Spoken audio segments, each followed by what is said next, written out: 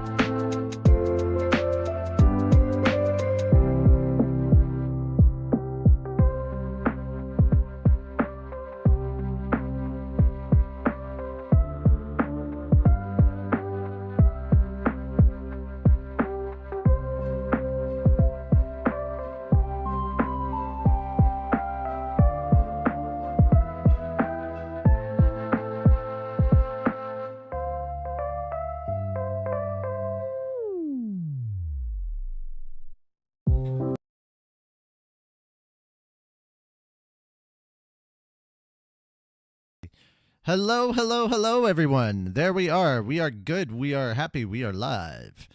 Just need to make sure. Yeah, yes. I just need to make sure that everything is set up correctly, and we have. There we go. Making sure that's all good. All right, we should be good and ready to set up with all the stories and everything. Sorry that we're late.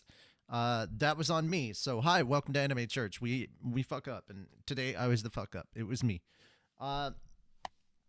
Yeah. I don't know what to say other than that. Just hi, guys. Also, if you missed it yesterday, I know Sensei didn't because he saw it, but my brother was over and we did some more Dead Space. We've only got one more scene that we have to record, and it's at the very, very end. So, yeah, if he's available next week, we will most likely do streaming of Dead Space on the Fat Dog channel Saturday afternoon around like 1:30 Central Time.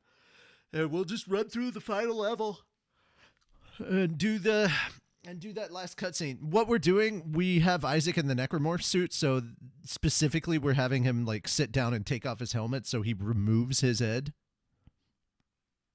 Because the infected suit, it's a really funny thing in the Dead Space remake. When he takes his helmet off in any scene or any time in the game, if he takes his helmet off, he just has no head. He just takes his head off. And it's great. That is amazing. Anyway, so that's what's going on. Our climax with content. Don't think that's going to be the only thing. I do plan to have him play some PlayStation games that he's never played before. If I have to bring my PS5 back into here and sit his ass down and play it, I will do it. It will be like my brother plays X for the first time or whatever. Also, guys, I don't know if it'll be on a Fat Dog thing. I'd like it to be a Fat Dog thing. I'd like to take Saturday afternoons and just do gaming streams with my brother on Fat Dog. That'd be great. But yeah, he hasn't played. For as much as he talks about zombie stuff, like he's such a big fan of like stuff like Resident Evil and Dead Rising and Dead Space and all that, he has not played The Last of Us at all. What? Yeah. How? Because he doesn't do PlayStation. It's on PC. Yeah, it is now. Yeah. Dude, my brother is stuck in like 2000s games and like worships the 80s. He was born in 89. Like my guy, trust me when I say this, financially, the 90s were better. No wonder he and I got along so well. Yeah. He's stuck in 2000s gaming, and I'm like, dude, you at least got to make it to last decade because there were some baller games that came out then. But yeah, he hasn't played Dead Space, or he hasn't played shit. There's so many games on PS5 that he needs to play, but yeah, he hasn't played The Last of Us. There's so many games that I've played recently that I'm just like, I know my brother would like playing this, and he's just like, I'm not gonna do that. I'm like, why, dude? I loaned him my my PS4 for such a long time, and he never once played it. No. You gotta sit his ass down and have him play Ghost of Tsushima. Nah, fuck that. I need to sit his ass down and make him play the Spider-Man games. True. Yeah. Speaking of Ghost of Tsushima, how far are you in it? I have not gotten any further than where I was last time I talked to you, I guess. Yes. I don't know. No, I've done all the side shit. Definitely haven't done that. But yeah, you were born in 98, and I know music from 1930s. Yeah. My brother's obsessed with the 80s. Let's just put it that way. And I'm like, bro. He's like, I'm an 80s kid. I was like, you were born at the beginning of 89. Does not make you an 80s kid. You're a 90s kid, my dude. You graduated in 2007. You're a 90s kid. But anyway. I know, right? All right. So, that being said, we're going to actually get to it. Yeah, my brother is as old as the Ninja Turtles. I think the first Ninja Turtles movie, maybe? No. He's as old as The Simpsons. The Simpsons came out in the 89? I thought it was a little earlier than that. It premiered as a short in 1989. Okay. It got its own standalone TV show in 91. He's as old as Tim Burton's Batman. Yeah. Anyway, moving on from that. Don't worry, Richie. You have a whole community ready to make him feel loved. Totally not ridiculed and uncultured. Lies. You better ridicule him and tell him he's uncultured. If you don't do that, I will be supremely upset with you. There we go. I watched a bit more of Demon Slayer anime. Nice. All right, so let's go ahead and get started. I'm not dressed up. I just put on the white the nice white shirt because I could. But yeah, guys, we are sadly down a moon today. He's working, but it is what it is, and we will be just the two of us. Just the two of us. Yeah, I really wanted to bring Sonic in for like one particular story because I don't know if he's aware of this, but the director for the guy that's going to be directing Tbate or is directing Tbate or whatever is the same guy that is the director for Data Live. So, yeah. Yeah, they're busy doing Fat Dog related stuff right now. Oh, are they? Yeah, they tried to pull me into a call for scripting. I'm like, I got Anime Church, guys. I can't join right now. Yeah, he's always like, he's always not realizing that there's like a streaming schedule. Yeah. He's like, we need to work on this, and I'm like, my guy, you can slow down. It doesn't have to go that fast. Odds are we'll probably get Konosuba next month. Solo Leveling will drop in January because we just don't drop content in December. December is the scary month. If you have any copyright issues at all, never drop during December, especially with like Japanese animation companies and stuff, or at least the distribution companies. They will come after you in December late, and they know to do it then because you can't get an actual human being to review it because pretty much everybody's out of the office for the holidays. So we learned that lesson pretty early. I want to indoctrinate your brother into the cult of me. He wouldn't even like remotely, like you wouldn't be able to. My brother would not do that because like, even though he knows it would annoy me, he wouldn't, because he knows it's worship of me or of a character that I portrayed. And that would just, that gives him the ick. So he wouldn't. I'm safe from that and I'm happy. All right. But, no, but we can have him start a cult that's against your cult. But Solo Leveling episode 2, I think we're going to drop that in January, and I'm looking at Slime 10 dropping in March. That's what I'm looking at. So, and I am specifically in talks with somebody to see if we can get a song or a cover made for our opening. That way, like specifically, it's like, hey, let's do this. You want to do that? Yeah, let's do a cover. Blah blah blah, whatever. And yeah, we'll absolutely work on it. Absolutely, would be happy to. All right. He shall worship crazy anime eyes. No, he shall not. All right. So that's your short update for Fat Dog related content. I will be over on my channel at after Anime Church. I think we're gonna do some spoopy stuff. We're either gonna play Phasmo or Soma. If I can get other people to jump in with me, Phasmo. If like I'm gonna do a solo stream, I'll probably play Soma, and then I'll have somebody in here with me when I'm playing, just to kind of hold my hand, my emotional support person. Quick question. Me? Yeah, how much of the script writing sessions, like why would you be dragged into the script writing session if you're the audio editor? Because they watch the episode while coming up with the ideas, and when they find the ideas, I'm like, okay, I can use the sound for here, this sound for that sound for this. Huh. Okay. Well, that's a way to do it, certainly. Started reading the Slime Light novels from volume 1. I now read the voices in Fat Dog, the bridge voices. Oh, you're welcome. You're welcome, Sensei. Yeah, I just finished volume 19 of Slime. There's only 2 volumes left. And I think March is when volume 20 comes out. Yep. All right. So let's officially get started with Anime Church. Welcome to Anime Church, the church that lets you cosplay, and we don't judge you. This is not a cosplay judging competition, so we don't judge you for the cosplay you wear to church here. We don't get paid for this shit. We don't. And, of course, my name is Richie Roberts, your Minister of Science and Technology.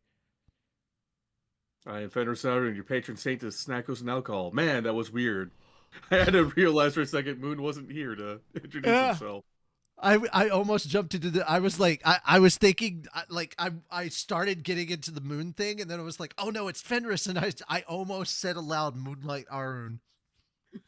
I was like, no, what terrible amalgamation have I concocted? But yeah, we got a lot to go through. We've got a bunch of general news, some small amount of gaming news, but it's interesting gaming news. I mean, one of them is a 45-minute video, so I'd suggest you go check it out. And then we got a lot of anime stuff we got to talk about, and we're reviewing 3 different series now. We officially have locked in the 3 shows that we're going to cover. So obviously we're going to still keep going with Tower of God, which was really good this week, especially that ending. But yeah, we're going to talk about this week's episode of Tower of God, and then we're going to cover. Wait, Fenris, you there? Yeah, I'm here. Okay, no, I didn't hear anything from you, so I was either you're saving it or you hadn't seen it, and I was worried. I have like 10 minutes left of it. Oh, okay. There was a lot for me to watch today. Okay? There was. We're covering the first 3 episodes of Blue Box and the first 3 episodes of Ranma 1/2. For those of you that don't know, Ranma is a Saturday show. Obviously, Tower of God is Sunday. And I think Blue Box is a Thursday show. So we got 2 Netflix series and one Crunchyroll. Though, to be fair, I very much did consider putting a High Dive series in there, but I was like, let's keep it easy on everybody's like amount of stuff that they have to check for streaming. Speaking of, we're also going to be doing reviews, like special. We're going to put out Anime Church special stuff, and we're going to start releasing those on Sundays. And we're going to do reviews of shows. Fenris, you have a show that you're going to be writing up a review and stuff for. I believe that is the Mobile Suit Gundam Requiem for Vengeance. Yes. So that is up on Netflix right now. It is all 6 episodes. You can watch it. Pardon me. You can watch it as soon as you want. Of course, wait till we're done with Anime Church and then go watch it. And then Moon, he's going to be writing up a big review for now that he's finished season 1 of it, Imminence and Shadow, or Cringe is My Power, as Yui likes to call it. But yeah, we're going to do Imminence and Shadow, and come back this Wednesday, guys. I got to tell you right now, it's very important that you come by this Wednesday because we are going to be finishing up work on season 2, getting Moon to watch season 2 of Imminence and Shadow, and then we're going to wrap up the whole thing. We should get it done this week, but basically, I think it's 6 p.m. Eastern is when he starts the Wednesday watch-alongs is what I'm calling it, even though it's watch together or whatnot. I like watch along. It rolls off the tongue better, I think. Anyway, but yeah, we're gonna finish up season 2 of Imminence and Shadow with Moon, and then the following week, that's when we will pick up the second place winner, which is going to be Freerin. So we will be talking about. We will have him watch Freerin not this week, but next week. So the following Wednesday. So not the 23rd, but the 30th. Oh boy, day before Halloween, we're doing. It's funny. We probably could have had a more appropriate show, but Freerin was the one that won second place. Yeah, we could do something on Halloween. We could watch something kind of spoopy on Halloween, but yeah. There's so many different and cheap ways to throw money at fat dogs. I can't. Oh God. Well, thank you. I guess. Yeah, you guys, if you want, check out our Patreon. We have tiers as low as $1. Yeah. All right. But that is the schedule of some stuff for the current and ongoing stuff here at Fat Dog within the next couple of weeks. And so, yeah, that is that. Let's go ahead and move on to the news. Guys, I don't know if you heard about this, but Asmongold got himself into a bit of trouble. And Just a small amount. yeah, just a little bit, and it happened to I he did happen to piss off a lot of people, of course, with his hot take here. And at the same time, got his channel, one of his channels, banned off Twitch for 14 days. I mean, if you can't read it at the top, I'll bring it back down. But Asmongold got banned after calling Palestinians an inferior culture and saying that he doesn't give a shit that they're getting genocided and all this other stuff. And that's what leads us into the second video. We have 2 videos on this, and they are from Philip DeFranco. But then he actually released his apology video the next day, and that actually went genuinely well. It was actually like this was somebody. Why would he think that was a good idea? Yeah, exactly. And typically we don't talk about things like this. We're not going to talk about what's going on over there. We're supposed to be like a nerdy news thing, but I felt this was kind of important because, hey, it's a YouTube apology that shows you how to actually do a YouTube apology correctly. He took full responsibility for what he said. He admitted that he didn't just straight up go, "My bad, I was wrong." He was like, "No, I learned some stuff, and I realized that over the last 2 years, I've just been getting constantly more negative and like the worst version of my person." And he's like, "I need to take a break." He also stepped down temporarily from OTK. And yeah, I think he's going to be doing some soul searching. That's what's really going on here. And the people that actually, like, he was getting death threats and all sorts of other stuff, and the people that actually reached out to him and asked if he was okay and seemed to genuinely care about him, he was talking about this, and he said, you want to know who it was? Palestinians, like Palestinian Americans, reached out to him and were asking if he was okay, and we're just genuinely trying to make sure that he was, doing well, and like, we're genuinely concerned for his well-being. No threats, no any of this other stuff, just genuinely decent human beings. And it completely like shocked him. And yeah, I highly encourage you to check out these 2 videos. Please watch them back to back for like full context of what happened here. I know that Philip DeFranco is not exactly everybody's cup of tea, but I think in the instance of these, I think he covered it very, very well. That being said, I don't agree with his take in the first part, but I do think it was a genuine apology, and it shows, hey, this is how you actually do a legit apology, because there's so many like people on the internet, influencers, YouTubers, whatever, what have you, streamers and such, that don't seem to understand how to do a freaking apology, like how to make an actual apology. And yep. Honestly, yeah. Fenris, did you look these over? What are your thoughts? The fact that he actually took the time to listen to people Mm-hmm. and, learn about the mistake he made, and then realize, oh shit, I'm not the person I should be. I'm not the person I like. I need to focus on this shit and fix myself. Not only that, but he analyzed a big part of also why, what made him think this way. He's like, I get myself in this bubble of like information, and I don't look outside it, and that just leads to more and more, and it just compiles on all this stuff. And I'm like, yeah, that happens. It happened to me, and I had to back myself out of it too.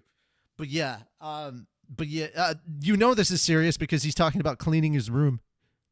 Yeah. For those of you that don't know, if you can't tell from this right here, Asmon is notoriously well known for his disaster of a room. Yeah. Apparently the rest of his house is good. It's just this room that is fucking terrible. But yeah. Any thoughts, any last minute comments that you want to make here? No, it's just like, I admire his willingness to admit he was wrong and do some soul searching. Yeah. Highly encourage you guys to go check it out. All right, let's talk trailers. Guys, if you did not know, New York Comic Con was this weekend. That's why trailer after trailer after trailer of different stuff was dropping all over the place. We're going to start with The Electric State. Now, I wasn't familiar with what this was. This is a Netflix movie, I think. A Netflix film. But yeah, this is kind of post-apocalyptic civil war between humans and robots kind of thing. And stars Millie Bobby Brown and Chris Pratt as the leads. Everybody's favorite Mario. And then straight up they had so many talented actors coming in and voicing for these robots. So that's pretty cool. But obviously this isn't giving you much context here because I've got it muted, but you had a lot of stuff that you were talking about here in regards to this. So Finn, I think I'll give this over to you. So this trailer, it showcases a lot of interesting concepts.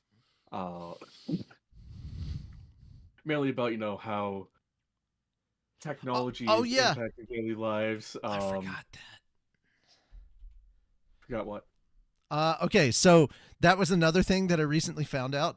Okay, so the obviously the Russo brothers are directing this, but the writers for this are the same guys that gave us Infinity War and Endgame. So the screenwriters for this are the same two people that gave us the best Marvel movies out there. So holy cow. Yeah. Sorry. I just saw that title that it made me remember something. That's all. Fair enough.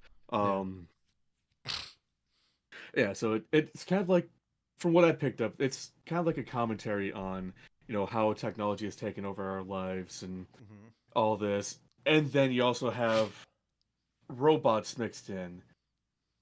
It looks interesting. I'm looking forward to seeing it.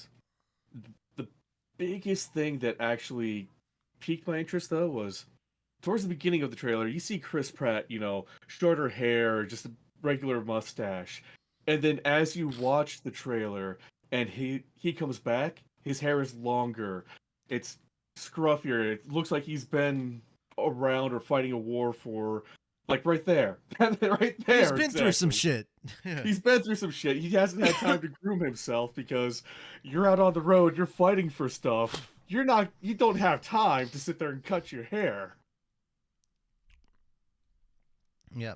But as you can see, we also had Stanley Tucci. Hilarious. We also had Stanley Tucci and Kihui Kwan.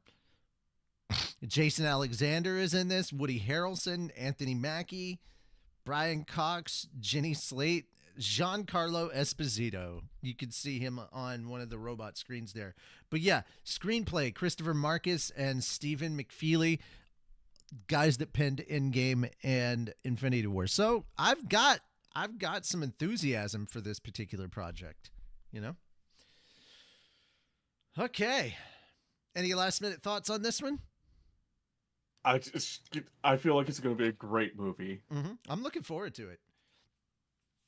And it's not like Netflix hasn't had some absolute bangers that came out. I love the Adam Project. You got Ryan Reynolds and the Adam Project was great. It was so good. Ryan Reynolds, Jennifer Garner, and Mark Ruffalo. Yeah. So there's another movie coming to Netflix on November 1st that I've been wanting to see since it was first announced in theaters, but I haven't had a chance to see it. Yeah? The Whale. Oh. Brendan Fraser's return to acting. Oh, that's right. Yeah. All right, I have guys. a reminder set on Netflix, so when the first rolls around, I can just sit back, press play. All right, guys, so here we go. We got a trailer for the new upcoming Max series. I hate saying Max. I liked it when it was HBO in the title. But yeah, this is an HBO original, so it's HBO Max. Ha-ha! Dune Prophecy. This takes place before the movies. I don't know how far before the movies, but this is before all of that. And this This is all about the it's not the sisterhood. What's the little all female cult called? I forget what they were called. The Bene Gesserit. The Bene Gesserit. So it is all about their order and someone trying to destroy them, destroy the Bene Gesserit order, and all that. Also, Stanley Tucci. Second time I've seen Stanley Tucci in a movie here. But yeah, Stanley Tucci is apparently the emperor in this version. So there. I don't care. Somebody can say that I'm grounded however they want. I forget names all the time. It doesn't make me grounded. Also, I remembered it like less than a minute later. So there we are. Anyhow, yeah, this kind of seems like political intrigue in the Dune franchise. I don't want to say it's Game of Thrones, but Dune, not at all. I like how this is being set up. It looks really interesting. A lot of political intrigue, and it's kind of what Dune is known for in a way.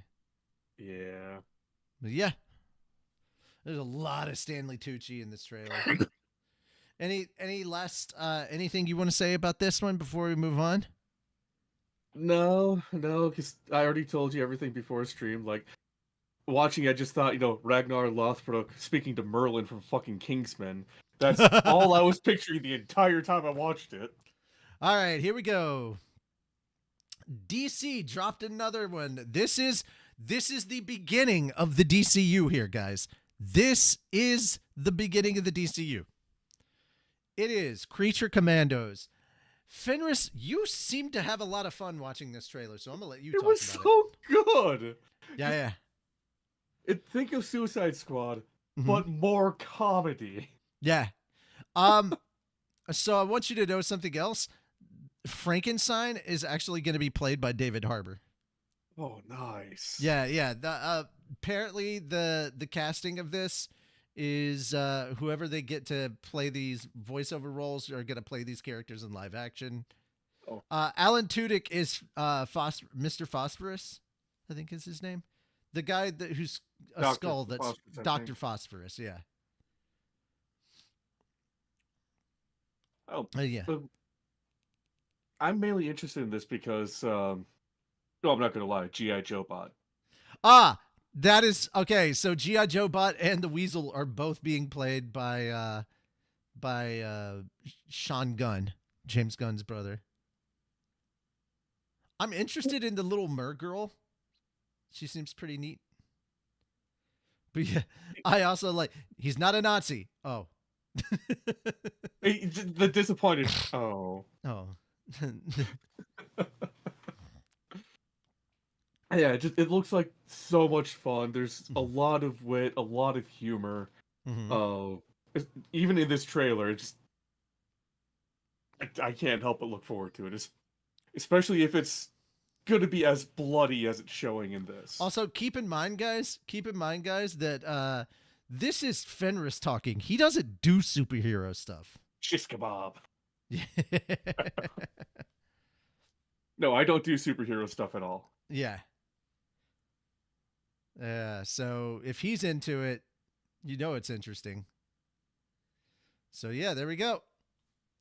The DCU is now beginning, and we're also getting the Superman movie next year. So looking forward to that. Alrighty, we have our first official look at Karate Kid Legends. If you're unfamiliar, apparently this is supposed to have Jackie Chan and Ralph Macchio in it, and apparently it is starting to get set up in the Cobra Kai. In the Cobra Kai series. Like, they're starting to set this one up. So yeah, it's apparently both of the Karate Kid franchises merging to one in some way. So yeah, dude, Jackie Chan's getting older, man. Still does all his own stunts. He's still playing the old man roles. Dude, does that man have any bones or cartilage left in his body? All the damage he's taken. Probably Jackie, not. Always okay. Probably not. Yeah, so it confirms that it's coming out May 30th, 2025. We're also yet to know how the final season of Cobra Kai will connect with the upcoming movie, which is what they're looking at. Yeah, I don't know a lot about this. I hope it does well. I really like Karate Kid growing up. But you know, Miyagi being what it is Miyagi was kind of the glue for that series for a long time. Mm-hmm. I still haven't watched Cobra Kai because I don't know how to do Karate Kid without Miyagi, you know? Yeah, it's a hard one. It is. Anyhow, any last minute thoughts on this, or should we move on? I really wish, and this just me, my 90s kid kicking in, I really wish the three ninjas were somehow connected to the Karate Kid universe. All right. Okay, I really do want to take a minute to talk about this. So the headline here is Tom Holland read Spider-Man 4 script with Zendaya and says it's excellent but needs work. Okay, now they've changed the title because people came after them because everybody was just saying needs work. They weren't saying anything else. So Tom Holland revealed in an interview with on the Rich Roll podcast that he had recently read a draft of the script for his fourth Spider-Man movie, and it needs work, but writers are doing a great job. Dude, they always select the negative shit. He was going off for about 2 minutes about how positive everything was, and then he goes, I mean, he was saying stuff like it's exactly what the fans deserve. It is so true to the spirit of Spider-Man. There were times because he and Zendaya lived together, they were reading the script and they were like jumping around in their house and stuff with excitement over like some of this script. And he said, you know, it needs a little work in certain places. So it's like, it's almost there is basically what it is. And everybody was focusing on the needs work part. And it's just like, dude, come on. But yeah, it's funny how many people are just, and I noticed that they changed it like 24 hours later. So they made sure they got all their clicks in to make you look, and then they changed it to the more accurate headline. But yeah, one of the things is that with Marvel, your film is a small cog in a large machine, Holland said. Spider-Man 4 development, that machine has got to keep running. You have to make sure you can fit into that timeline at the right time to benefit the bigger picture. That's one of the challenges we're facing. The time in which we need to get that done is a tall order, but definitely achievable with the people we have working on it now. So and Tom is taking this his new responsibility because he has weight that he can pull now, right? But he's talked about that too. He said, it needs work, but the writers are doing a great job.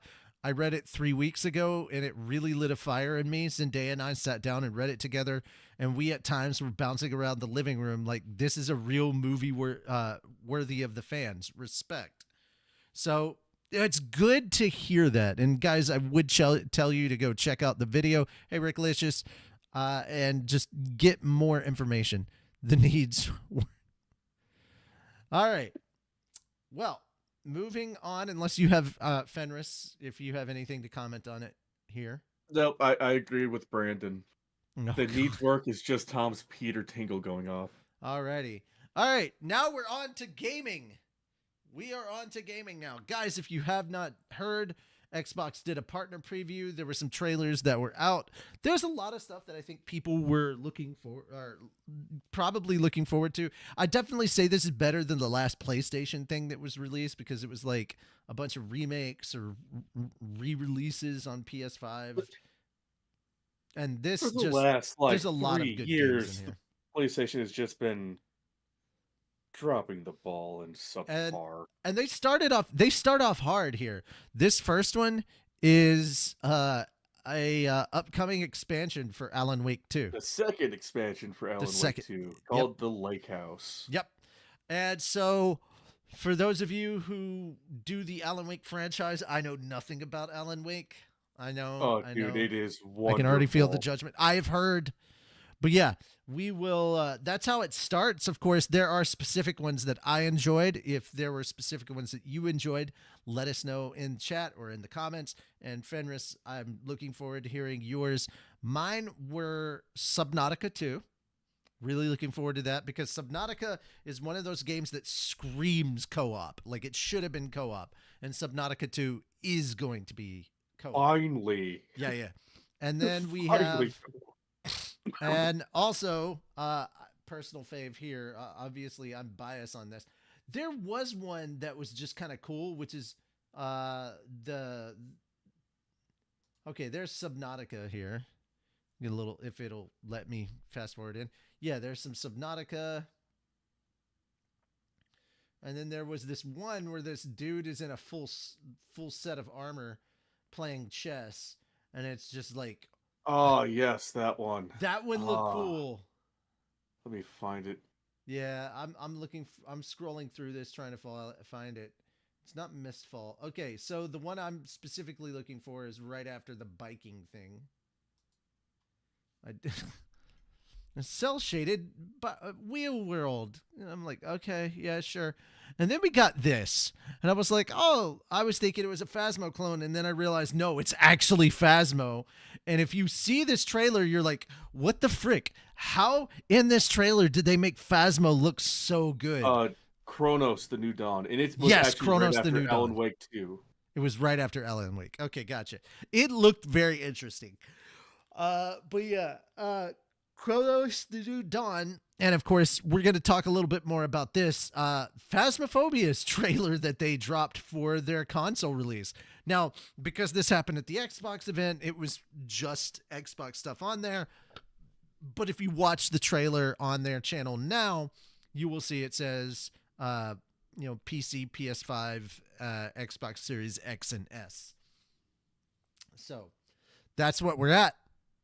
On these, I now turn it over to you, Fenris. Let me know, what games did you look at and go, wow? Of course, I'm a huge Alan Wake fan, so I'm looking forward to the Lake House. Back in the day when Control released its AWE expansion, I lost my mind inside GameStop when I was working there. Because I didn't know it was coming. They put it as a premiere on the fucking TV in the store. I was so looking forward to it. But aside from that, I was also looking forward to Chronos, because it just looks interesting. Yeah, from Team Bloober. The same people who just released Silent Hill 2 Remake. Yep, there you go, which is another game I need to get. Yep. And the last game I'm looking forward to, Like a Dragon, Pirate Yakuza in Hawaii. I'm not really a Yakuza. I'm not really a Yakuza stuff, but so this is adding to the Like a Dragon game, I guess, or the Yakuza like game for Dragons. this one. Well, so because there's Yakuza, already a Hawaii one. I think this is an expansion to the game, not an actual new game. It looks like an actual new game by itself, but so you got Yakuza, and then you got Like a Dragon. They're in the same universe. But Yakuza is more grady, like darker story. Like a Dragon has the same dark storyline, but is focused more on comedy. Okay, gotcha. So if you've ever wanted to see a Japanese funny man reenact Black Flag, that's kind of what's happening here in a way. Yes. It's like a Dragon meets Black Flag. No full joke. on naval warfare and like old school pirate ships. Everybody cosplaying as pirates. It looks so good. But yeah, this is Chronos, and damn, it was interesting. All right. Well then, obviously, guys, if you want to check it out, please check out that video. It's a 40-minute video, but definitely worth your time. And let us know what your favorites were. Moving on. I probably should have had the Phasmo thing next, but I thought I did. Let me look on. Did I get them mixed up? I might have gotten them mixed up. I think you got you got it right after this one. Okay, so Phasmo's supposed to be right after this one. Okay, So let's talk about Phasmo real quick because the Halloween event is happening one day before the console launch. So we get Blood Moon Rises. Details on Phasmophobia's Halloween 2024 event are here.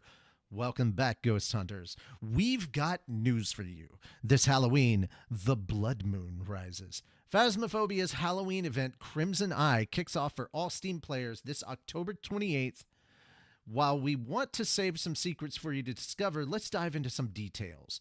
From the start of the event, blood moon weather will rain down constantly across multiple locations in Phasmophobia. During the blood moon, we're tasking ghost hunters to work together to achieve a set of 3 community goals, each with increasingly larger ID card rewards in order to unlock the final rewards, a trophy and a blood moon. Weather as a permanent unlock, or blood moon weather as a permanent unlock for all players post-event. This new weather type will have a chance to modify your future hunts while providing better rewards and modified ghost behavior when it takes place. Ghost hunters will have from October 28th to November 13th to take part in the event. All right, so game updates. The Blood Moon isn't the only thing coming to Phasmophobia this Halloween. We'll be releasing an update on PC alongside the event itself, too. This update will bring with it a ton of optimizations and bug fixes, addressing community issues and general game performance. We'll also be introducing a new permanent fixture, an event board that will help ghost hunters track their ongoing challenges, rewards in-game, as well as their progress in the Apocalypse challenges. We'll share more details on this update in our patch notes at release. Stay tuned. Finally, the console release date, as we showed. Finally, we're excited to announce Phasmophobia's early access console launch date. We'll be releasing the game on PS5, PSVR 2, and Xbox Series X and S on October 29th, so literally a day later at 6 p.m. UTC. The console edition of the game will match the PC version and will receive future updates at the same time, ensuring constant access to cross-play. That's right, guys, we're all playing it together, meaning you'll be able to team up with other ghost hunters no matter where you play. At launch, console players will be able to take part in the Blood Moon event alongside PC players too. We cannot wait to welcome new ghost hunters to Phasmophobia later this year. If you haven't already, you're able to wishlist the game on PlayStation and Xbox right now. We'll see you in game this Halloween. Happy hunting. Thanks, the Kinetic Games team. By the way, the Kinetic Games team for this, I think, is just 5 people. I think so, yeah. It's a very small team. It's a very small team. Very small team. But they do support and work with a lot of the content creators that make a lot of Phasmophobia content. So it's pretty cool. All right. Big chillin' here. Palworld will march on amid Nintendo lawsuit. So obviously, guys, you remember when Palworld came out, blah, blah, blah, blah, blah. While some of the initial excitement surrounding Palworld has died down, it's undeniable there's a subset of video game enthusiasts waiting to see what the full game will offer for its official release. During the Tokyo Game Show 2024, Anime News Network attended a press scrum where Pocket Pair's global community manager, John Bucky Buckley, please follow him on Twitter if you haven't had a chance to. Dude, he's like a based gamer. He addressed different aspects of Palworld's production and future. One of the fascinating aspects at the Tokyo Game Show is how few major exhibitors feature only one game. Generally, companies like Bandai Namco, Sega, or Square Enix will have multiple titles to demo and accompanying displays. And while Pocket Pair isn't a large studio, their booth rivaled that of their Tokyo Game Show 2024 neighbor, Capcom, in scale, featuring major displays of the pals from Palworld, cosplayers, and a giant gacha machine, among other smaller displays. To say it was impressive was an understatement. Commenting on the preparation of the booth, Bucky noted several months of planning had gone into it. However, he also said, we actually did quite a large booth in China in kind of a test run for this. And then we kind of brought some of those assets over to help. These astute fans may have recognized some of the assets if they attended the previous one. Reports noted one of the major impressions Palworld has received since its early access launch is its striking similarity to Nintendo's Pokemon. While this is somewhat true, the description Pokemon with guns isn't apt and forgoes many of the survival elements in Palworld. Thank you! Bucky acknowledged the description but added, a lot of people come into Palworld for the pals.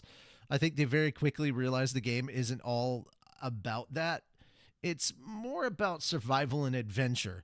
The pals were just there along the journey with you, he added. The idea was always to make a monster collecting game with automation and survival elements.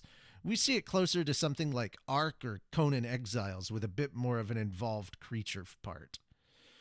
That raises the issue about what players are to do if they are not interested in the creature capturing or survival elements of Palworld, despite having some interest in the game. Bucky reassured the game would have a wider appeal to players outside of the survival genre and games, saying Palworld could be a cozy game for a lot of people who don't necessarily want to play a generic, traditional survival game. For cozy game fans, this could put Palworld in the realm of such games as Stardew Valley or Pikmin 4. Considering Palworld is still in early access, though, there's a possibility some of the features currently seen in the game won't be present for the official launch, while other features are added. We're still toying around with PvP, Bucky stated. It's hard to kind of track that one, though. If implemented, this will be an interesting feature, but raises concerns if player versus player content will be sequestered into its own servers, such as with older versions of World of Warcraft or included in all multiplayer servers. On the monetization side, Bucky was adamant about the current price point of basically $30 free on Xbox Game Pass. However, there were concerns regarding downloadable content, free-to-play, and even premium seasonal content such as Battle Pass.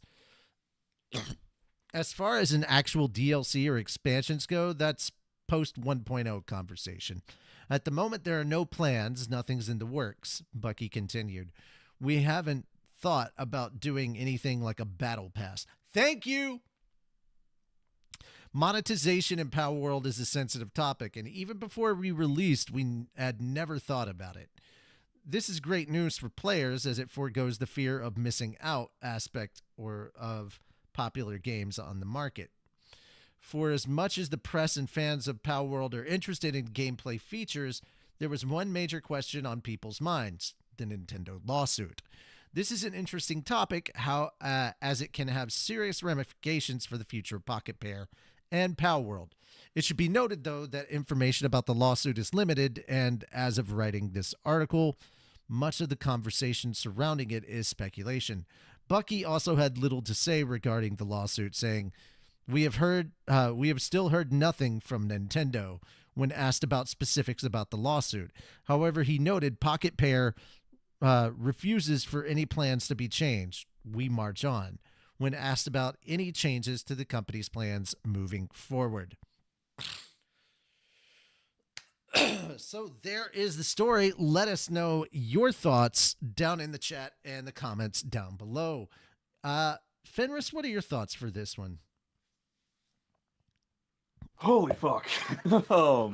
Glad to see they're not backing down at all. Yeah. And I just want to focus on delivering a game that fans will actually enjoy. Exactly. Yeah, I agree.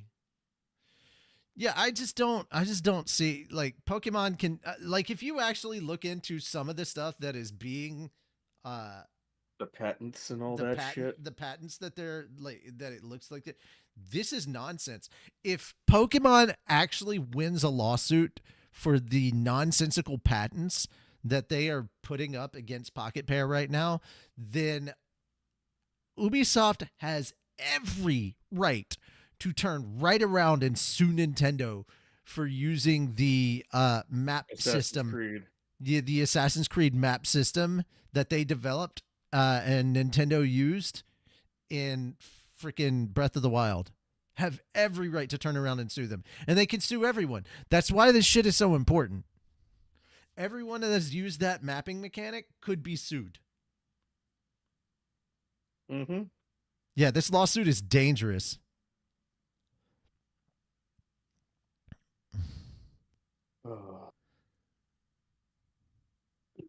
Yeah, it's literally, if Nintendo wins, you've literally copyrighted game mechanics.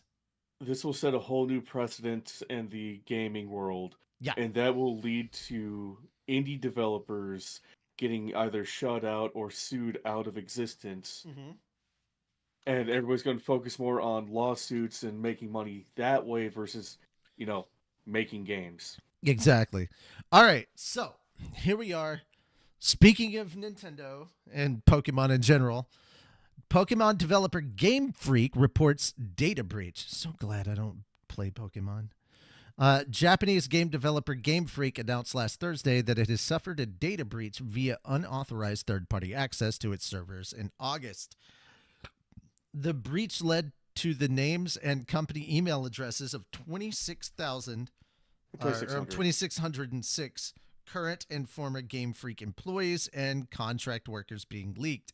Game Freak is contacting the affected employees individually and added that it has also run an inspection and reorganization of its servers. Over the past weekend, posts on social media claimed to leak gigabytes of information from upcoming projects and assets from past games. The leaks reportedly include information of an unannounced Pokemon game with both the Switch and its planned successor, a separate unannounced Pokemon game co-developed with another studio, assets of unused graphics and music from past Pokemon games for the Nintendo DS, a planned live-action Pokemon Netflix show, and a planned sequel to the 2019 live-action Detective Pikachu film. ANN has not confirmed the details of these reported leaks. And there we go. That's where we're at. It's ironic that this happened in the midst of a lawsuit against another company that might get the blame pinned on them. 100%. I think somebody did this specifically because they're like, hey, Nintendo, you want to be shits? Game Freak, you want to be shits? Okay. I mean,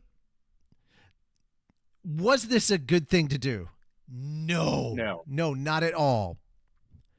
Am I going to shed a fucking tear for Game Freak and Nintendo? No, not at all. Also, the person who wrote this article has one glaring mistake. Okay. In the last paragraph. The Pokemon series did not start with red and blue. It started with red and green. Okay. Because it was released in Japan first, and I think it was out there for like a year or two before it got localized in America, where they switched green to blue for some stupid reason. Okay. That's why there's Leaf Green and Fire Red on the DS. All right, so guys, there was a big news announcement that happened for us like yesterday, basically. Yeah. A panel at New York Comic Con for Turtle Me's The Beginning After the End web novel and its webcomic adaptation announced on Saturday that the franchise will be getting a television anime adaptation in 2025. Crunchyroll will stream the anime worldwide, excluding Asia, but including India. The below video features the words Season 1 at the end. So it sounds like we could be getting more seasons. For those of you that have not seen this and do not know anything about The Beginning After the End, guys, highly encourage you to go on to Tapas or check out over on Amazon the light novels or the web novels, or hell, just check out the comics. Read the comics on there. This is another manhwa that is getting done, which is really funny because it's a Korean manhwa done by an author who is living here in the U.S. So this is technically a U.S. He is of Korean descent, but he lives here in the U.S. So this is technically an American manhwa. that is turning into a Japanese anime. That is the world we live in now, ladies and gentlemen. So cool. Yes, Tapas stated the anime will be the first anime adaptation of an American web novel and webcomic. There we go. Keitaro Motonaga, who is responsible for Data Live, the first 3 seasons, Katanagatari, and Jormorgnen is directing the anime at Studio A-Cat. Now, here's the thing. So many people, when they found it was Studio A-Cat, were like, oh, God, this is going to be trash. This. Do you get head pats? Yeah, sure, Sensei. You get head pats. But, yeah. People found out it was Studio A-Cat, and they're like, oh, all they make is trash. So I looked into Studio A-Cat. No, that's not true. That's not true. I looked at some of their series, and I was like, oh, these are actually good series. The animation isn't garbage. These aren't trash. They just didn't get, some of these just didn't get the traction that they deserved. Case in point, Fenris and I have talked about this series. The strongest person in the Demon Lord's army is a human from last season. That was such a fucking good series. And the animation wasn't garbage. It was good. Yeah. Yeah, they did that. Okay. Just so you guys know, Tatsumi Kono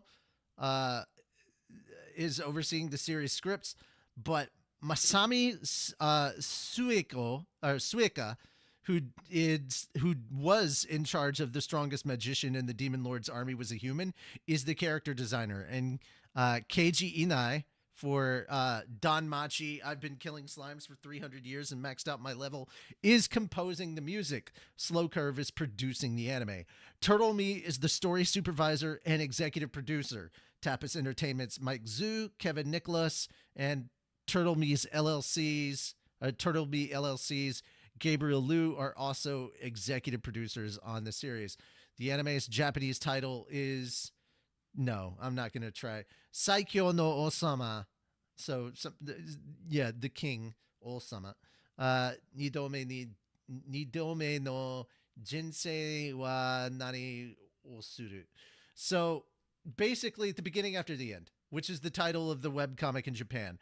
Turtle Me's web novel series launched in English on Tapas in January 2017 and currently has 1,465 episodes. The story, basically, if you want to run down, here it is. The thrilling journey of King Gray, a once powerful ruler reborn in a vibrant world of magic, mythical creatures, and epic battles.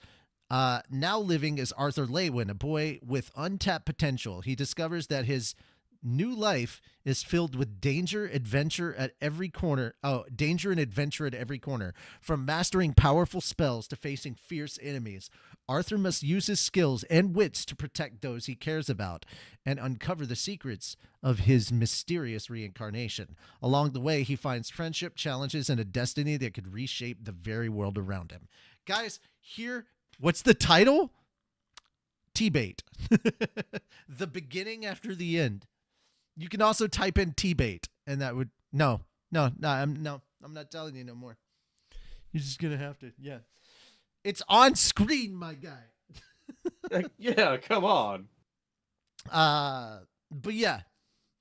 I honestly, the best way that I could say this, if I were to make a comparison, if you think Mushoku Tensei and you take away Rudy's like unabashed pervertedness,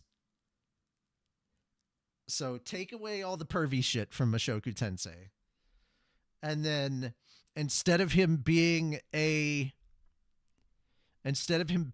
like a jobless loser, he is instead just a broken and worn out king. That's kind of where we're at. And he was a cold-hearted king too. So that's where we're at. So it's definitely one of those I want to do everything over kind of again.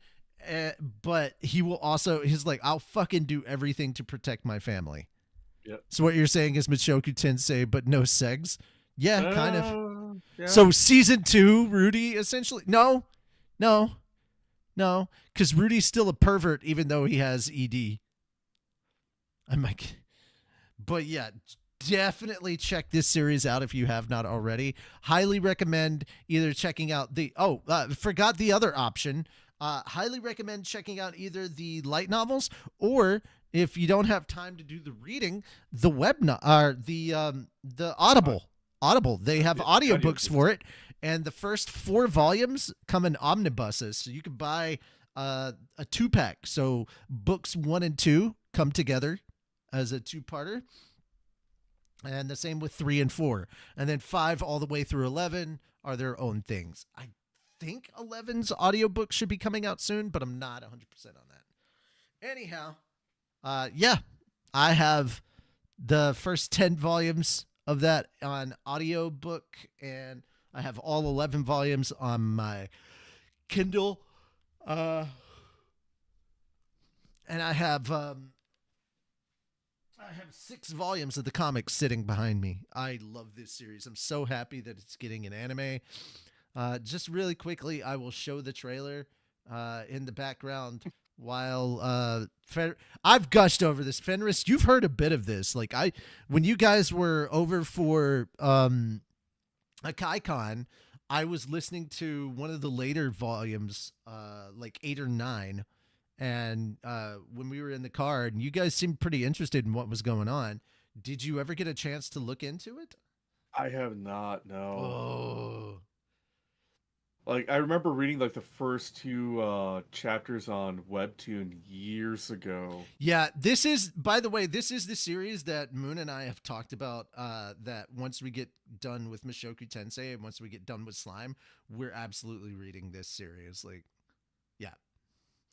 Because fuck it, we're an isekai channel at this point, and let's not pretend. Let's not pretend. But yeah, man, I really hope you get a chance to check this out, because if nothing else, just grab the audiobooks and have fun. Like, it's a good thing to like wind down to at night before you go to bed. Just put this on and listen to it. Like, I had the audiobook playing on my Echo Dot for a while. Yeah. All right. On to the next one. Zenshu, official trailer 2. Crunchyroll premiered a new trailer for MAPPA's original TV anime Zenshu at New York Comic Con on Friday. The video reveals that the anime will debut January 2025.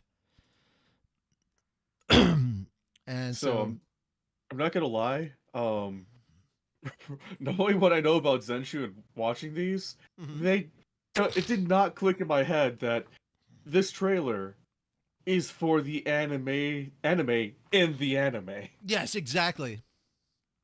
Like, I saw this and like, wait, this isn't about an animation studio. Yeah. And then like, wait a second, no, we're going full Inception on this bullshit. I figure that's where we're at right now. We're watching the anime that they're making or whatever, and then hopefully we'll get to like what Zenshu is actually about. Yeah, because this is the second promotional trailer. The first one was about the animator herself. Mm-hmm. And this one's actually about the anime that they're making. So I thought that was a neat take. Yeah, exactly. I thought this was a pretty neat take. Yeah. Like, yeah, it's so crazy. People are like, what is this? What is this 1980s animation? I go, my guy, this is the anime is about. They're like, what? I go, it's the anime within the anime. It's literally a story about an animation director trying to make an anime love story, and she knows nothing about love. You had me with that. I'm good. And you know? I love how it's supposed to be a rom-com. Yeah. And yet you're making this dark ass anime. I'm so fucking here for it. Like, if that's a romantic comedy, dude, I want to watch that. Mm-hmm. That is my type of humor. I was like, wait a minute, this is a rom-com. Why does this look like I'm watching like Bastard or Berserk? Like, what the fuck? Exactly. Yeah, or God, actually, Record of Lodoss War. There you go. Oh. All right. I need to go So back here and we watch that one go. again. Steins Gate 15th anniversary movie teases it will continue. Doo-doo-doo. Yeah. Over the past 15 years, the Steins Gate franchise has maintained its popularity through video games, anime, and manga.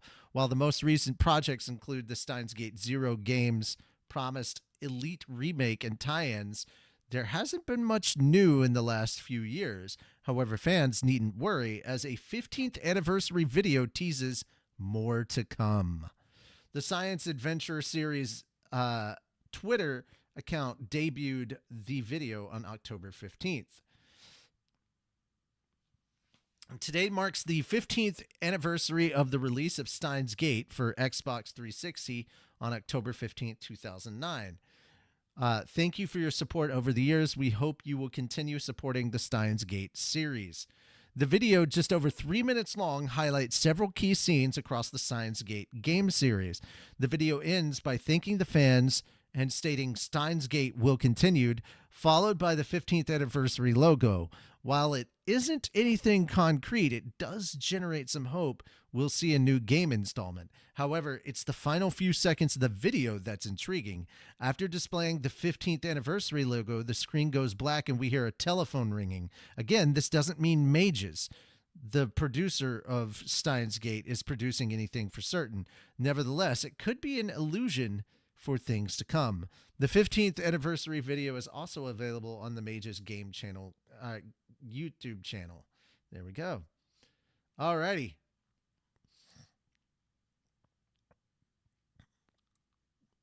Anniversary movie. Okay.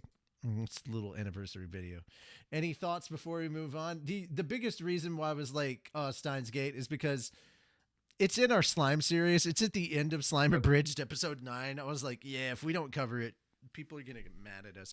But not a lot of people because, episode 9 hasn't got a lot of attention. So I think we're safe for now. I just have one question about this. Why? Why do every time you look at me, your eyes are filled with sadness? Oh, God damn it. All right. Anime Frontier hosts voice actress Asuna Tomari, otherwise known as the GOAT, the absolute GOAT of Tempest, Gopta. I would say the GOAT, not the GOAT. Gopta, yeah. The Gope. That time I got reincarnated as a slime anime staff. Sensei, you can't make me at all because this isn't Twitch. You don't have a hydrate redeem. But yeah, along with the slime anime staff, the staff for this year's Anime Frontier event announced on Thursday that it will host voice actress Asuna Tomari, who voices Gopta in That Time I Got Reincarnated as a Slime, among other roles. The event will also host That Time I Got Reincarnated as a Slime's chief animation producer, Hideki Yamazaki, animation producer Kohei Eguchi, and producer Shinichiro Narita. In addition to Gopta, Tomari's roles include Chilchuk in Delicious and Dungeon, Higuchi in Heaven's Design Team, Toana in Gundam Build Divers Re-Rise, Mushroom in Don't Hurt Me, My Healer, and Pedra in Smile of the Arsnotoria. Okay. She has also performed theme songs for The Slime Diaries and Don't Hurt Me, My Healer. The first television anime of Taiki Kamari's That Time I Got Reincarnated as a Slime manga itself is an update. Okay, yeah. So that's just backstory on that. I just thought this was really cool. And of course, if there's slime news, I know that I just know that we had to cover this. Anytime there's slime news, we have to. Oh, most definitely. And lastly, Sensei, you can say that all day long, but I can literally just pause certain redeems so that they just don't show up. If you're going to spam me with hydrate, I'm just going to turn that shit off. No one needs to water the streamer. That's all I'm saying. Any thoughts on this, or are we good? We're good. I'm being distracted by Bikomachi.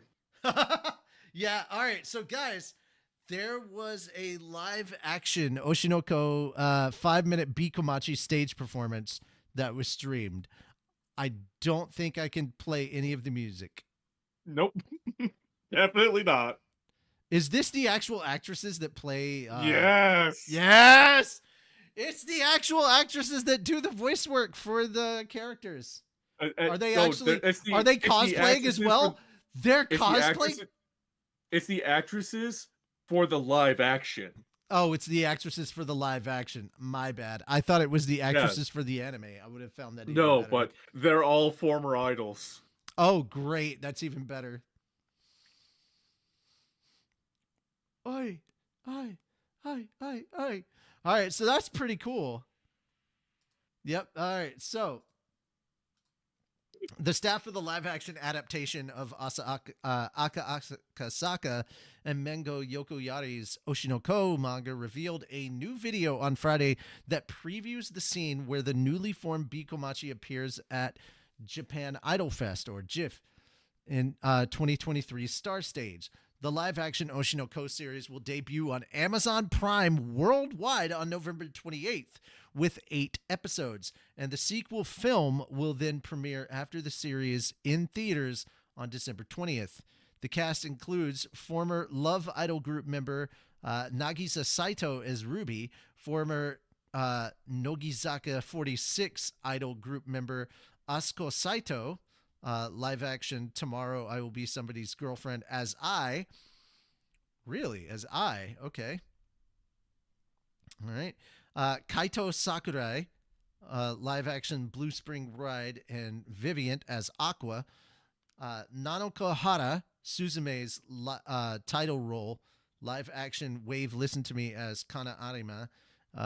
Mizuki Kayashima from Saiko no Kyoshi 1 nen go, Watashi no Seito ni Sareta as Akane.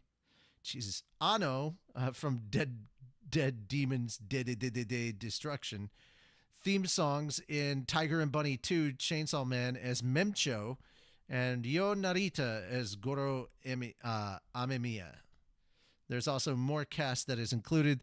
The filmmaker, known by the mononym Smith, is directing the film. Director and former actress Hanada Matsumoto is helming the TV series with Smith. I'm not going to read everything that these guys have been in. You can get all the information on the article. It just looks really, really cool. So they're just showing that off. That's awesome. All right. Dr. Stone Science Future anime's first part is set to debut in January. So we're already getting the announcements about January. That's great. Toho Animation revealed on Friday that the first course of Dr. Stone Science Future, the 4th and final season of Dr. Stone anime, will debut in January 2025. Toho Animation is also streaming a super teaser promotional video for the anime. The anime will air for 3 quarters with breaks in between, and Crunchyroll will stream the anime in North America, Central America, South America, Europe, Africa, Oceania, and the Middle East and CIS. That is all the information there. Guys, how much are you looking forward to Dr. Stone? I, as somebody that was reading the manga, the last arc is my least favorite. I'll be 100% honest. Like, the science stuff that we had at a certain point was really good in the beginning, and then it just kind of was like, oh, yeah. I like beginning first 2 seasons Dr. Stone. I thought it was really, really good, the first 2 seasons, but like, it's just kind of, after a while, yeah, I don't know. Yeah, it lost its interest. Did it? Okay. Lost my interest. Okay. I finished it. I know how it ends, so there's that. That's fair. I mean, and back to the last story. I really hope that the opening of the first episode is the live action actress for I singing Idol. No. I don't want that. I want the actual I want freaking Yasobi, or however the fuck. Yasobi. Yeah, Yasobi. I want them singing it. I don't, like, if they want to act it out or whatever, that's fine. They want to try copying the style of Of I while singing it. of That's what I meant. Iowa singing it. Yeah. Like her on stage doing it.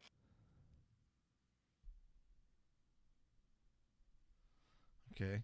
Japanese voice actors form group against unauthorized use of generative AI. Hey, about time. A number of Japanese voice actors formed a group called No More Seisei AI, or No More Unauthorized Generative AI, and launched the group's official social media accounts on Tuesday. The group's YouTube channel posted a Part Zero video featuring voice actor Yosuke Nakao, Frieza in Dragon Ball Z series, and Baikinman in Soreki Anpanman series. In the 20-second video, Nakao said that he was surprised that his voice was being sold without his permission and added that his voice is his livelihood and his life. He concluded the video by asking people to listen to voice actors' thoughts about the unauthorized use of generative AI. 25 other voice actors, including Koichi Yamadera, Yuki Kaji, Daisuke Namikawa, Jun Fukuyama, and Romi Park, then appeal for the cause by uttering the group's name in unison. Talent management agency Aoni Production and AI voice platform Koefont announced on October 7th a new partnership which uses voice data from 10 voice actors, including Masako Nozawa and Banjo Ginga, to create AI replicated voices for use in virtual assistants such as Alexa and Google Assistant, medical devices, robots, and voice assisted navigation. The AI replicated voices will be available in multiple languages, beginning with English and Chinese. The project acknowledges the potential threat to performers' rights and livelihoods posed by the use of generative AI and promises that it will not use the voice training data for performances in animation, dubs, or similar works.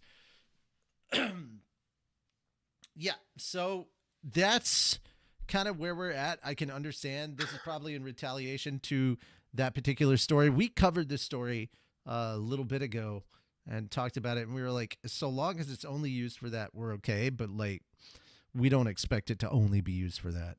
People are going to use things how they want to use things. Exactly. Alrighty. Kodansha to publish Young Magazine USA special issue in August 2025. This year's 45th issue of Kodansha's Weekly Shonen magazine revealed on Monday that it will publish a special edition of the magazine in the U.S., temporarily titled Young Magazine USA. Slated for release in August 2025 as part of the magazine's 45th anniversary campaign. For the project, the magazine is looking for Japanese manga creators who want their story published for overseas readers. Young Magazine USA will collect and publish the first chapter of manga stories in August 2025. The magazine will then hold a reader's vote, and the 5 most popular manga stories will get a guaranteed serialization, and Kodansha will also publish an English compiled book volume of the manga. Deadline of submission of application and stories will be January 20th, my brother's birthday, 2025. With the project, the Young Magazine editorial department also aims to expand overseas and is looking for applications with the following genres: science fiction and dark fantasy, horror, and works depicting state of identity such as LGBTQ, racial, and ethnic topics. Stories with other genres aside from those specifically mentioned will also be accepted. Weekly Young Magazine's first issue shipped in June 16th, 1980. The magazine has serialized or currently serializes manga such as Initial D, MF Ghost, Ghost in a Shell, My Home Hero, Under Ninja, Ya Boy Kong Min, and Triple X Holic. All of which are fantastic. Yeah. Any thoughts? Any thoughts, my guy? I have to track down where it's going to be closest to me so I can pick it up. Mm-hmm.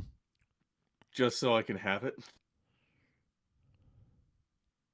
Other than that,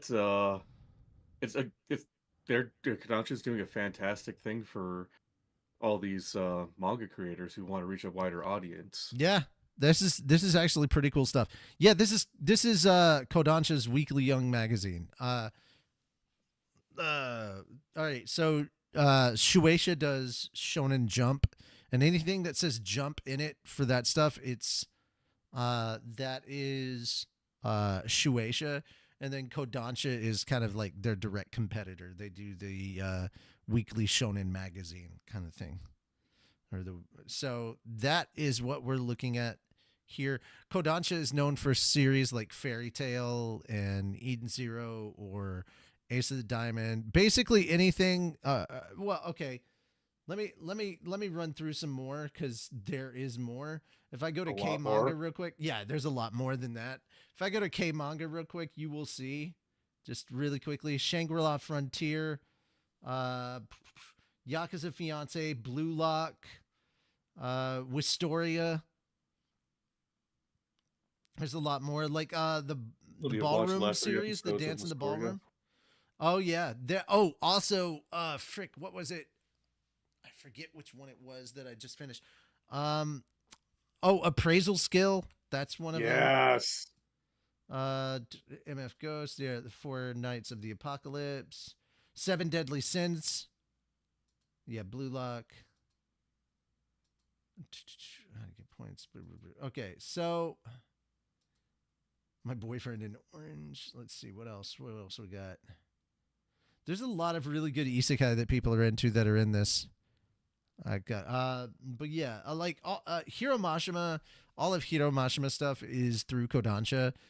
Rave Master, and then Rave Master with Magic, which is Fairy Tail, and then Rave Master in Space or Fairy Tail in Space, which is Eden Zero. So there's that. And stuff. Okay, Slime, that is Kodansha, the Slime manga. Norigami, Rent a Girlfriend. Baby Steps, that was the other one. I needed to finish Baby Steps, and that's why I got on K Manga, so I could actually finish that.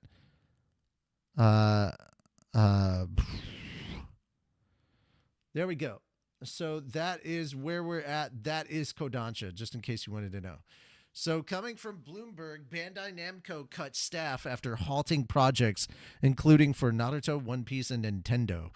If you want to take this one for me, Fenris, that would be fantastic. Bloomberg reported on Tuesday that Bandai Namco Holdings has halted or canceled development on a number of unannounced games, including an unannounced title which Nintendo commissioned, as well as unannounced titles for the Naruto and One Piece franchises. The company is reportedly making cuts to its 1,300-strong workforce due to the canceled projects.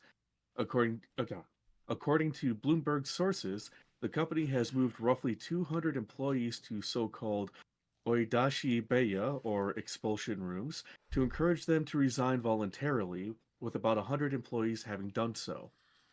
Workers who are assigned to Oidashi Beya are not given tasks, but their lack of work may affect severance pay, so employees are implicitly encouraged to resign. Such methods to encourage voluntary resignation are an unspoken practice in some Japanese companies to skirt around the country's labor laws. Bandai Namco told Bloomberg that employees may need to wait a certain amount of time before new assignments after canceled projects, but that it does eventually reassign such employees and denies the existence of Oidashi Beya practices within the company. Bandai Namco Entertainment recently ended service to its Tales of the Rays smartphone game on July 23rd, after 7 years of operation. The game was the last remaining one of Bandai Namco Entertainment's 5 Tales of smartphone games. Bandai Namco Online's Blue Protocol game is also ending its service on January 18th, with the game's planned Western release also cancelled. Bandai Namco, Synduality Echo of Ada Mecha Extraction Shooter game is launching on January 24th, nearly 3 years since it was first announced as part of a larger mixed media franchise that included a manga and the Synduality Noir television anime. Alrighty. Thank you for that. And we will move on to our next topic. One Piece manga takes 2-week break so creator can do research. I have an idea as to what this is about, and I'm happy to announce to all of you that Elbaf, which is the upcoming arc if you're anime only, after Egghead, we go to Elbaf. So we're finally going to the home of the giants. But the thing about Elbaf is it is now dealing with Norse mythology, and that is where the research is most likely coming in. Yeah. Because we just got introduced to Loki. Luffy met Loki. Yeah.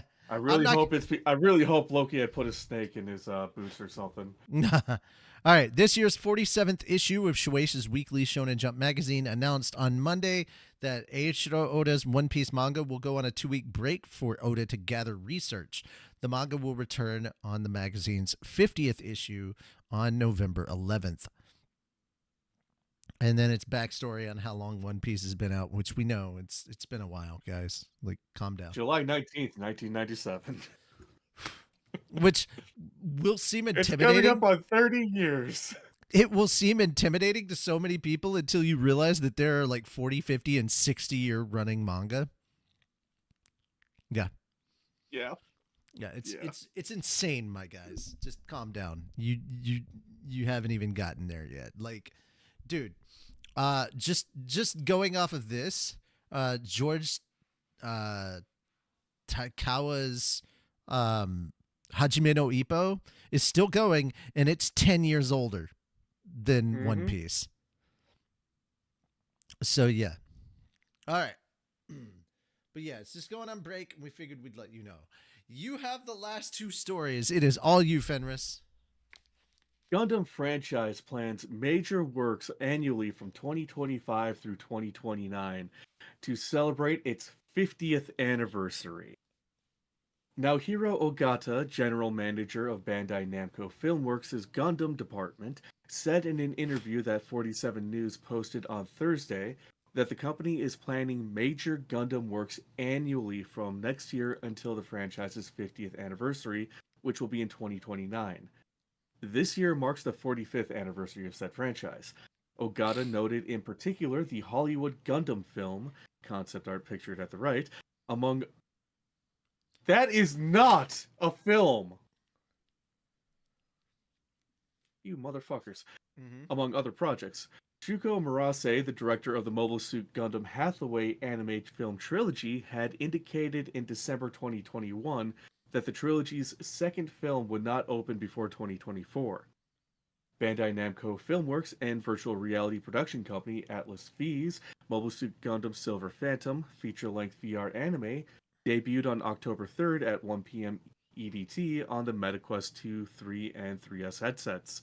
Another recent Gundam project from Bandai Namco Filmworks is the Mobile Suit Gundam Requiem for Vengeance project, which consists of 6 30-minute episodes streaming worldwide on Netflix.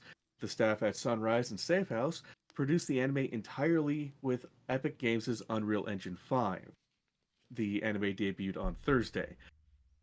Which, if you weren't around earlier in the episode, or this episode, I will be releasing my review and thoughts on that more than likely in the next couple weeks. Yeah. Yes. Oh boy, there's a lot I want to offload. Just get your bullet points ready for when you start recording that. It's gonna be already an audio only thing, guys. Don't worry. If there's already a page and a half of bullet points. Okay. God. Wow. Okay. Good to know. Yeah. There's a lot. All right. And lastly, Hatsune Miku to headline. What did you call her? Yeah, Hatsune Miku. No, Hatsune Miku. I don't know how to pronounce your name. I'm gonna just call her Miku from now on. Miku to headline Gundam Metaverse concert. Unfortunately, though, the Vocaloid star doesn't seem to turn into a version of G Gundam's Nobe Gundam. Unfortunately, man, that would have been amazing! Did you call it Nobe? It's spelled Nobel. Sorry, Nobel. I was fixing to say, I was like, my dude. Sorry, my eyes are bugging out on me. The L Gotcha. looked like an I when I was looking at it. Mm-hmm. All right. In February 2022, Bandai Namco Holdings announced its 15 billion yen investment into the Gundam Metaverse project. While the project has yielded 2 limited-time experiences, it appears far from seeing an official full-fledged launch. This doesn't mean the project is on hold or hiatus. as its third limited time opening is scheduled for early December, and headlining the event is none other than the Vocaloid star Miku.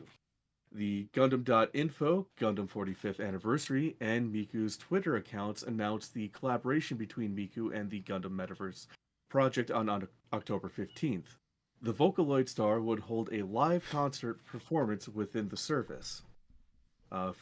Snippets from her Twitter state, Gundam Metaverse third limited time opening will be held on December 5th. A Metaverse live concert featuring Gundam and Miku will also be held. Update. The first collaboration project between Gundam 45th Anniversary, Hatsune Miku, live in Gundam Metaverse. Gundam and Hatsune Miku appear together. Metaverse live event, free to attend. There's a lot of content, including avatar item distribution and the Metaverse shop. For details, see below at Gundam.info. And lastly, Hatsune Miku blog update. Gundam 45th Anniversary X Miku Cross Special Collaboration Project launched. The first project is hosting the Gundam Metaverse Live Miku, with a link. While there are few details about the Miku concert and Gundam Metaverse project, according to the Gundam.info website, Miku will appear in an outfit inspired by uniforms from Mobile Suit Gundam. Mai Okuma drew the collaboration's main visual above. The Bandai Namco Entertainment YouTube channel also released a short promotional video for the Gundam Metaverse project's third limited time opening. The video highlights many of the new features being rolled out before Miku announces her collaboration at the end. The third limited time opening is scheduled from December 5th to the 9th. The server will be limited to Japan and the United States, and users will need Windows 10 or higher or Mac OS 14.2.1 or higher with the Chrome or Edge browsers. Registration is currently open to the Gundam Metaverse Project website. All right, guys, there we go. That is all the news we're covering, and that means it is time that we move on to the anime side of things. So, guys, we're covering, in case you don't know, we're going to be covering Blue Box, then Ranma 1/2, and then we're going to cover the newest episode of Tower of God. So if you have not watched these series and you don't want spoilers, we absolutely understand if you dip out now. Thank you so much for coming and hanging out with us. We do appreciate it, and we will see you next time. And tomorrow for our light novel readings as we continue and finish Volume 3 of Mushoku Tensei and start Volume 4.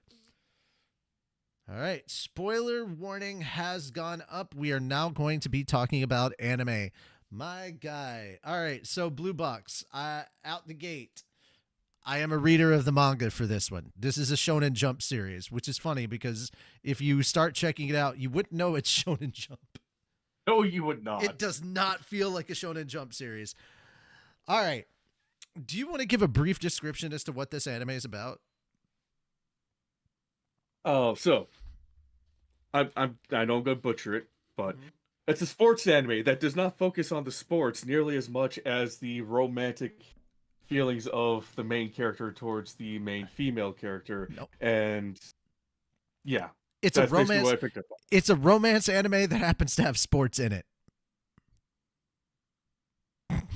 That's the more accurate description, honestly. But yeah. It is straight up a romance anime. The main character plays badminton, and the girl that he has a crush on is the star of their basketball team.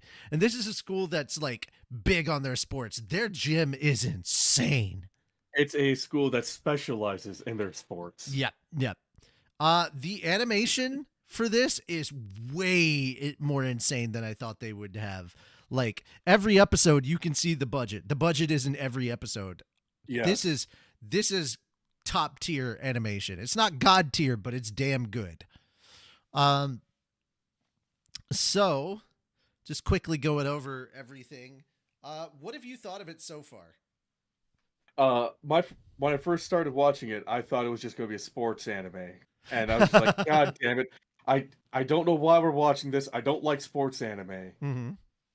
And then I got pulled in because it's a sports anime. That's not a sports anime. It's not a sports anime at all. It is not a sports anime at all. They don't focus on the sports. Like they barely focus. It's all about the relationships with their with his friends, with the girl he likes, all that stuff. It is a romance anime that happens to have sports in it. I know that. I just every time I start watching it, I think, oh god damn it.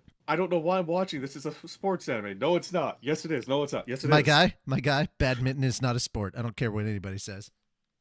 But basketball is. It is a leisure activity. Yeah, exactly. That's why it's not a sports anime. It's just one. Rhythmic gymnastics. Yes, rhythmic gymnastics. I like my favorite part of that is like every time she does that stuff, then she looks over. The guys are looking at her. She's like, "Fee, you got to pay a fee for looking."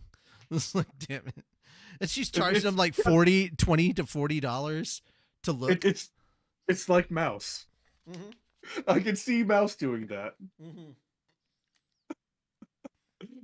But yeah, it's a very kind of infuriating at times anime. Because there are times in the first 3 episodes I wanted to reach through my screen and just smack the shit out of the main character. I relate to that main character so much because he overthinks everything and he has such a low opinion of himself. I was like, this is me. He's me for real.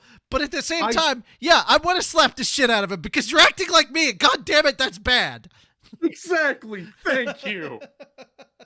Stop acting like me. Get your shit together. But I can't say anything more than that because I've read the manga, so I've read ahead.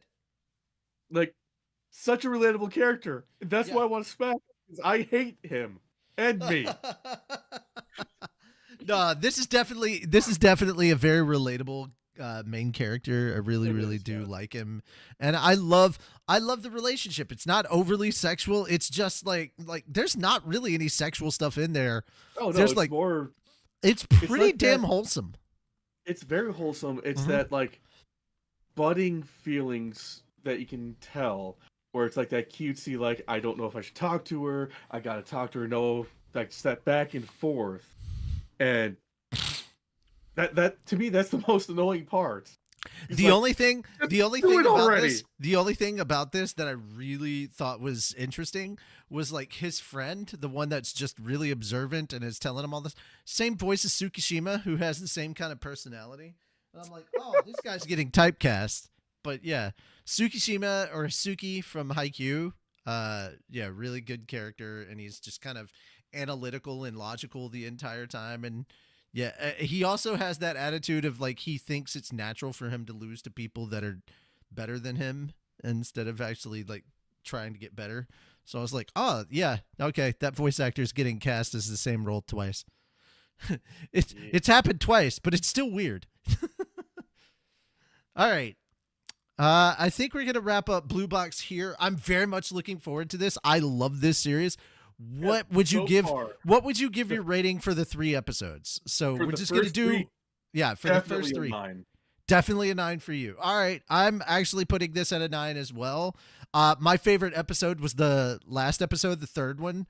I loved it so much with his senpai and how he's trolling him for the entire episode. They make you think that he has a relationship with Chi, and then it turns out, nah, dude. He's dating a movie star. Yeah, he's dating like a movie star, and it's really funny because she knows Chi.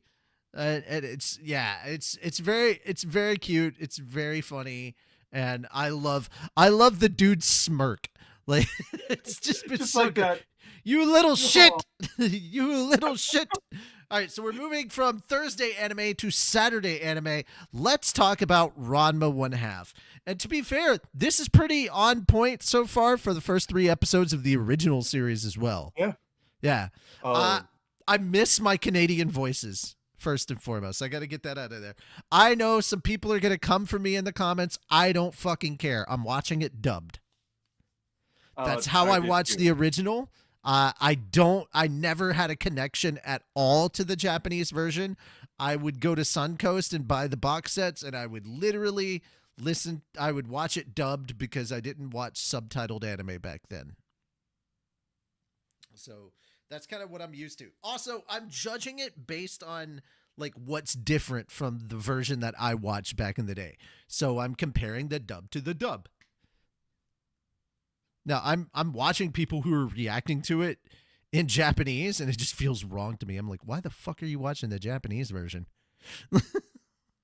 It's so wrong. Yeah. It's weird to get that by that. I will say this: I absolutely the guy that's playing Kuno is doing a good job, but I don't like it. Like I miss the I miss hearing my little Wu-Fei as Tate Wake Kuno, because that was the funniest thing. Just imagine how Kuno behaves, but it's the same voice actor that played Wu-Fei Cheng in Kuno. He was the guy with the sword. Yeah. Yeah. I okay. Kuno, but it's the dub voice of Wu-Fei Chen from Gundam Wing. There's not much difference between the characters, in my opinion. There's not much difference. It's just the voice. The voice is what I'm missing, because I remember hearing that. I'm like, it's so weird to hear Wu-Fei saying these things to Ranma. Also, Ranma, I think, was voiced by Richard Ian Cox, so I kind of miss hearing Inuyasha as Ranma. You know. But I don't think the cast is doing a bad job, and for the most part, the story. Now, Studio Mappa is doing this, and you could tell because how the fights are going and stuff. And it definitely, I like that they didn't update it to this time period. They kept it in the 80s when this show was kind of originally set, the time period that it was set in. So you've got Japan in like the 80s at that point. If you don't know anything about Ranma 1/2, I don't know how to tell you this, my guy, but Ranma's a guy that turns into a girl when splashed with cold water. Even weirder, his dad turns into a panda. Yeah. And then there's other stuff, like a person that turns into a little piglet, one turns into a cat, another a goose. It's a whole thing. The waters at Jusenkyo are crazy. I understand that it was racist at its time, but like I miss the voice that they used for the Chinese guide. It was like they did that very English speaking Chinese voice. It was like, "Oh, you fall in the spring of drowned young duck," or something like that. And like he would talk like that, and I'm like, that's how I watched it growing up. And so now that they don't do that, like I get racial stereotypes and stuff, not good. But at the same time, I kind of miss it because that's the one I grew up with. You know, I'm used to hearing that version. So there's some voices I miss, but it is what it is. Had you seen the original before, Fenris? Only a couple episodes. Mm-hmm. So this is my first full-on exposure to it. Yeah, this is pretty much on brand for the original. I'm just going to be comparing this to the original, and we'll get your thoughts and opinions. I thought this was fine. This was really good. In comparison to the original anime that came out before, it's pretty much spot on. There's not a lot of differences. Yeah, the voices are the same, but I'll get over that. That's not like a game breaker or a deal breaker for me. I'm not used to the Japanese version, so when I hear it, I'm like, ugh. So, I mean, that's just where it comes from me. So I think overall, this series, I'm giving all 3 episodes an 8 out of 10. I'm right there with you. Well, yeah, I was like, if you're not familiar with this series, you might rate it higher. But if you've already seen it, it's like, oh, okay, yeah, I'm glad they did a good job with this. You know, like the animation was great. The fact that it's still in the 80s is a nice throwback. Mm-hmm. It got me chuckling a couple times, so in spots where I wasn't expecting to. But at the same time, I wasn't as engaged with the story for the first 3 episodes as I was with Blue Box. Yeah, Blue Box is very, very engaging.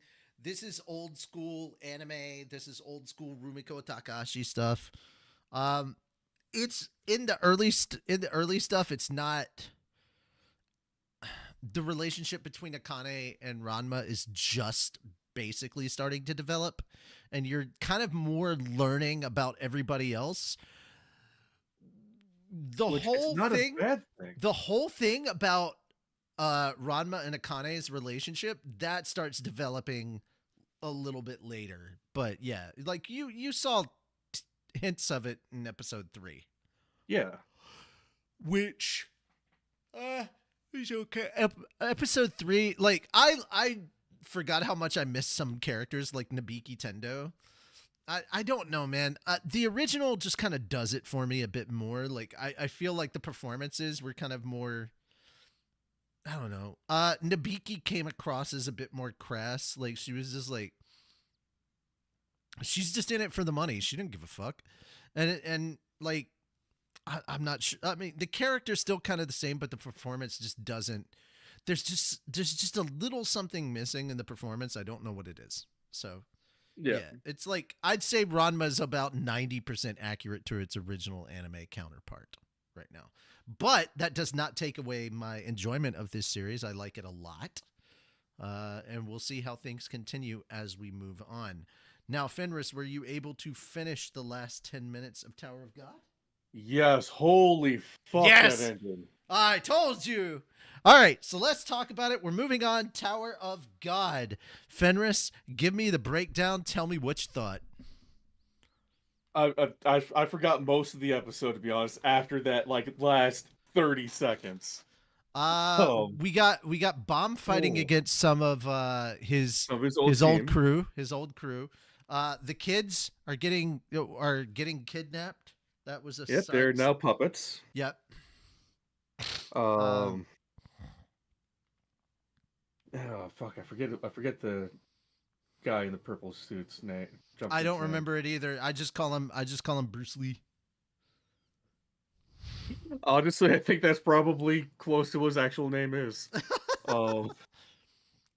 God damn, that's gonna bug me. I need to look that up. Yeah. I was so tempted. To start reading ahead because I was like, oh fuck, the workshop arc. Shibisu. Okay. I was so tempted to find the workshop arc and everything. It began with the where it ended last episode with the gunshots going off and Bomb had shot the two people that were fighting, the little kid, he fought the kid that has like the super speed and lightning and all that ability or whatever, and Anak Jihad. He shot them both and sent them both to the Archimedes. That's where it began. And then we kind of continue on. Oh, I also like that they locked up his Shensu. And he was like, all right, cool, whatever. I'll just use the thorn. Thanks, bitch. I'm just going to beat your ass regardless. Yeah, he just had the thorn and just like, it was so funny because he was still able to throw hands. He just couldn't put the power behind it. And then as soon as he hits the thorn, he just lays that fucker out. And this is a big ass dude, too. Yeah. Yeah, that's crazy. Also, we got our little tease of Rock. And for a second, I thought that just two words. That's all it was. That's all I needed. Blue turtle. Anyhow, we got a little tease of Rack, and for a second, I thought that during the fight with Bomb and the other guys, I thought that that Kun was hiding in the background, and because Rack was chasing Kun, or was kind of tailing Kun, I thought he would be like, I thought the reveal, and it's been a long time since I read this, so apologies guys. I thought Rack was gonna just show up and be like, Black Turtle, and then fucking Kun was gonna be like, what? Nope, not yet. Not yet. That doesn't happen until the workshop battle itself. Mm-hmm. But yeah, we are looking forward to it, and of course that ending. You can go ahead and tell them about that ending because it's the part that throws everybody. Yeah, and Dorsey goes after Goggles guy. I can't remember his name for the life of me. The guy that's in love with Emil. Yeah. She asked him where Juvioli Grace is. He's like, that's not Juvioli Grace. That's the 25th bomb. And she's like, no, that's not the 25th bomb. And he's like, where is? Wait, what'd you say? Yeah, wait. What did you call him? And that's the moment Dorsey figures it out. And Dorsey's about to learn that was Bomb because nobody else is going to call themselves the 25th Bomb. No, nobody else knows what that is. Bomb isn't actually that important to the rest of the tower. I mean, he himself is important, but the name, the 25th Bomb, is not that important to the rest of the tower. Not at all, no. And if you're wondering why they called him Juvioli Grace, well, there's a reason for that too, but it does not get revealed until much later. That name has crazy significance, and that significance is specifically about him. That's why they call him Juvioli Grace. Like, it is very important to him as a character. That's all I will say about that. What did you rate this episode? I gotta put it on at a 9, especially with that ending. Holy shit! I'm giving it a 9.5. Yeah, that ending. You got that payoff at the end, and it was like so worth it. Like when I heard Rack, I was like, finally, yes, easy 8.5, 9. Get that actual ending with endorsement. Like, rock. Fuck. Just give me more rock. Yeah, I need more chocolate. I need more turtles in my life.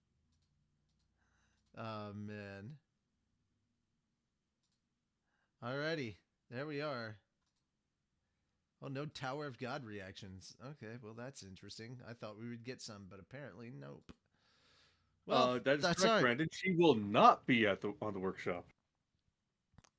Won't be on the workshop because it hit 0 and she probably. Oh yeah, no. She will be at the workshop. She just won't be at the battle. She won't be participating. Yeah, she won't be participating. She's there. She's just not participating. That being said, though, guys, thank you so much. That has been Anime Church. We really, really appreciate it. Thank you so much. We will see you tomorrow for light novel readings. And, of course, we will see you next week for more Anime Church and possibly some reviews. So make sure to keep an eye on the channel because we're going to be dropping those on Sunday along with Anime Church. Thank you guys so much, and we'll see you next time. Take care. Real quick, are you streaming today after this?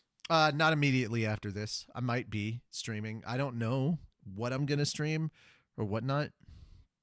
Okay. Just figured you might want to plug it while you can. Richie Roberts 16 on Twitch. Twitch.tv/Richie Roberts 16. Or go look in the crew promo in Fat Dog because anytime that we're streaming, we'll post in there.